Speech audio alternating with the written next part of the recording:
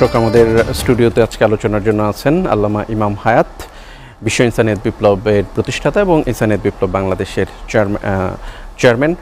আলোচনা করছিলাম, সর্বশেষ আপনি বলছিলেন যে একক গোষ্ঠীভিত্তিক রাজনীতিকে নিষিদ্ধ করতে হবে এবং আপনারা বলছেন যে ধর্মভিত্তিক রাষ্ট্রেরও বিরোধিতা করছে ইনসানিয়ত বিপ্লব বাংলাদেশ। আপনি মানবতার রাজনীতি প্রবক্তা হিসেবে আপনি ইনসানিয়ত বিপ্লব বাংলাদেশের প্রতিষ্ঠাতা এবং আলেম হিসেবে ইসলামের মূল ধারা রক্ষার চেষ্টা করে যাচ্ছেন। আপনি ইসলামের নামে চলমান ধারার দলগুলো বিরোধিতা করছেন, সেটি কেন? এবং যেটি বলছি যে একক গোষ্ঠীর রাজনীতির বিরোধিতা করছেন, একক ধর্মের রাষ্ট্রেরও বিরোধিতা করছে ইনসানিয়ত বিপ্লব বাংলাদেশ কেন?